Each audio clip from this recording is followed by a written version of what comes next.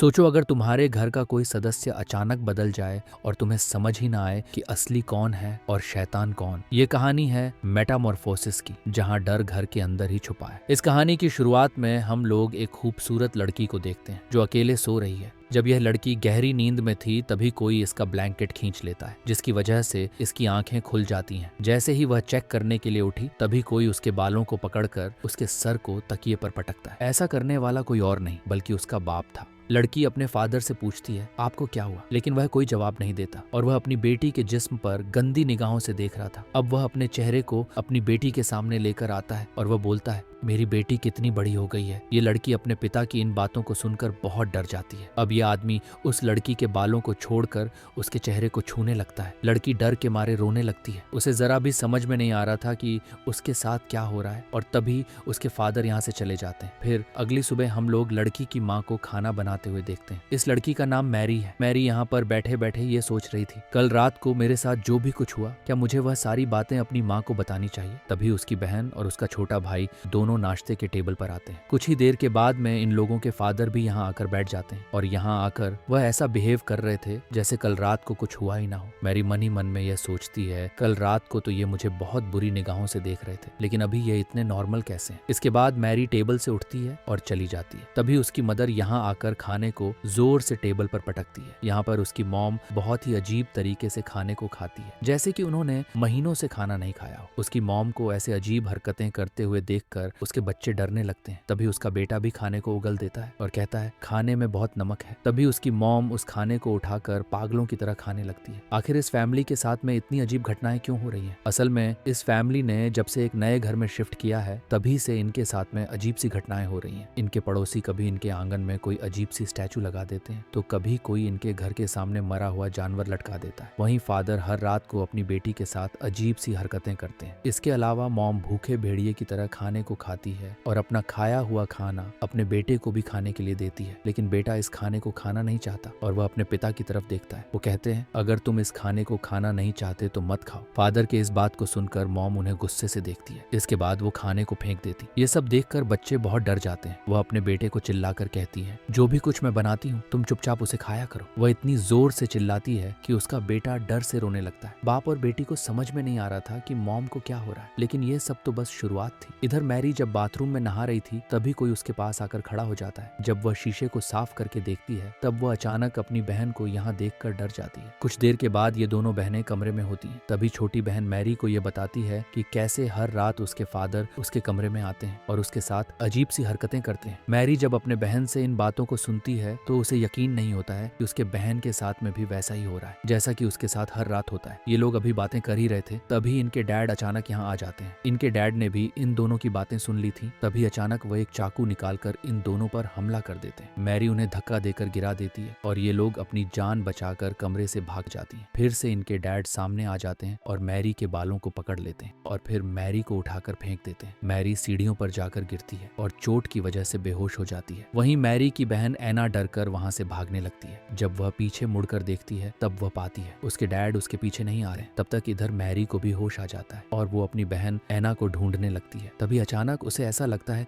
जैसे कोई उसके पीछे है। वो जैसे ही पीछे मुड़ी सामने उसके डैड हथौड़ा लेकर खड़े थे। वो हथौड़े को लेकर मैरी पर हमला करने ही वाले थे। तभी एना जोर से चिल्लाती है जिससे डैड रुक जाते हैं। एना एक बैट उठाकर अपने डैड के मुंह पर जोर से मारती है, लेकिन उसके डैड को कुछ नहीं होता। इसके बाद वो एना पर भी हथौड़े से हमला करता है। एना नीचे झुक जाती है और हथौड़ा दरवाजे पर लगता है। तभी नीचे से किसी के आने की आवाज आती है। ये आवाज इनके असली डैड की थी जो कि सीढ़ियों से ऊपर आ रहे थे। डैड की आवाज को सुनकर ये आदमी हथौड़ा को फेंकता है और दूसरे कमरे में चला जाता है। डैड जैसे ही ऊपर आते हैं यहाँ का नजारा देखकर वह डर जाते हैं। इसके बाद वह अपनी बेटियों को देखते हैं जो कि उनसे डर कर पीछे हट रही थी। तभी डैड के पैरों के नीचे वही हथौड़ा आता है और वह दीवार में बने हुए छेद को देखते हैं। डैड इन दोनों से डांट कर ये पूछते हैं, क्या तुम दोनों यहाँ पर लड़ाई कर रही थी? लेकिन ये दोनों कोई जवाब नहीं देती। तभी इनका भाई कमरे से निकलकर इनके पास में आता है। तभी मैरी और एना उसे भागने के लिए कहती हैं। उसी वक्त एक औरत यहाँ आकर उस हथौड़े को उठाती है जो कि इनकी मॉम थी और इनके डैड पर अचानक से हमला कर देती है। डैड उसे रोकने की कोशिश करते हैं लेकिन इनकी मॉम धक्का देकर गिरा देती है। मॉम यहाँ पर बहुत डरावनी स्माइल करती है और वो टूटे हुए कांच पर पैर रखकर बड़ी आसानी से अपने रूम में चली जाती है। नीचे से फिर किसी की आवाज आती है और ये आवाज किसी और की नहीं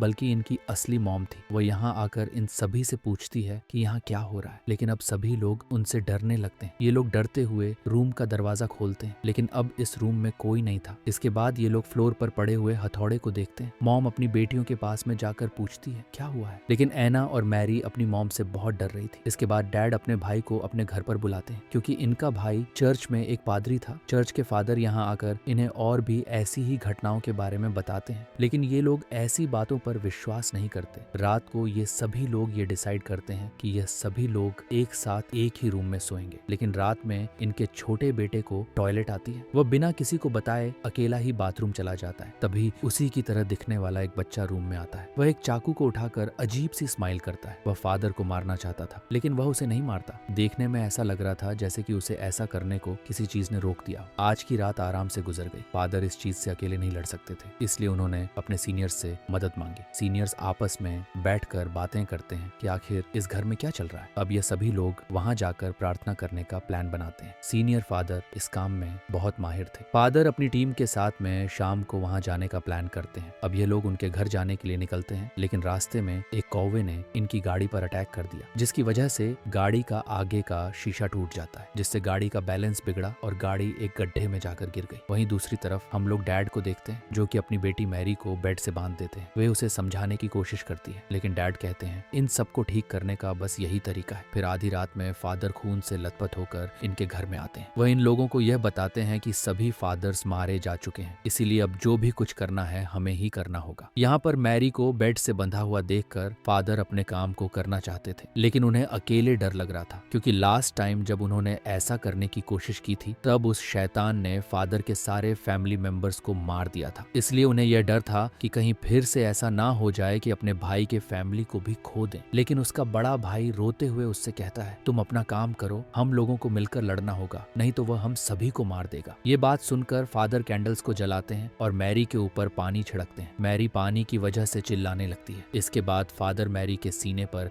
एक क्रॉस रखते हैं और वो उसे एक छड़ी से मारने लगते हैं। मैरी दर्द से चिल्लाने लगती है और पूछती है वो लोग उसके साथ ऐसा क्यों कर रहे हैं। फादर मैरी के डैड से ये पूछता है क्या तुम अब भी इस इलाज को कंटिन्यू करना चाहते हो। ये सब देखकर मैरी के डैड रोने लगते हैं। जब एक छड़ी टूट जाती है तब पादरी दूसरी छड़ी निकालता है। मैरी दर्द के मारे बेहोश हो जाती है। वहीं दूसरी तरफ हम लोग उस जगह को देखते हैं जहां यहाँ पर आने वाले फादर्स का एक्सीडेंट हुआ था और वहां पुलिस की टीम पहुंच चुकी है। जैसे ही ये लोग गाड़ी से फादर को निकालते हैं, गाड़ी में जोरों से धमाका होता है। इन सभी लोगों के बीच में मैरी के डैड का भाई भी मौजूद होता है। इसका मतलब ये था कि वह आदमी जो कि अभी मैरी के घर पर है वह कोई पादरी नहीं बल्कि खुद वही शैतान है। इसलिए वह मैरी को बेवजह दर्द दे रहा था। लेकिन अब मैरी की मॉम से यह सब बर्दाश्त नहीं होता। वह कहती है ये कोई इलाज नहीं है, ऐसा करते रहने से मेरी बेटी तो मर जाएगी। इसके बाद वह फादर को पकड़ लेती है, लेकिन डैड उसकी बातों को नहीं सुनते और वह अपनी बीवी को जोर से धक्का देते हैं और पादरी से कहते हैं तुम इस रिचुअल को करते रहो। तभी अचानक वह अपने भाई की तरफ देखता है, जिसके चेहरे पर एक डरावनी हंसी थी। डैड को समझ में आ जाता है। इसके बाद वह शैतान पर हमला करते हैं, लेकिन वह शैतान डैड को मारकर नीचे गिरा देता है। जैसे ही वह शैतान डैड को मारने वाला था तभी असली फादर यहाँ पहुंच जाते हैं। वो यहाँ पर कुछ मंत्र पढ़ते हैं जिससे वह बुरी आत्मा यहाँ चली जाए। मैरी बहुत बुरे तरीके से जख्मी हो गई थी। इसके बाद वह स्टोरेज रूम की तरफ जाने लगती है। तभी फादर मैरी के सामने एक मिरर रखते हैं जिससे मैरी के बॉडी से शैतान निकलकर भागने लगता है। फादर उस शैतान को अपने शरीर के अंदर ले लेते हैं और अपने भाई से खुद को मारने के लिए कहता है, जिस पर उसका भाई टूटे हुए क्रॉस को उसके सीने पर घुसा देता है। ऐसा करने से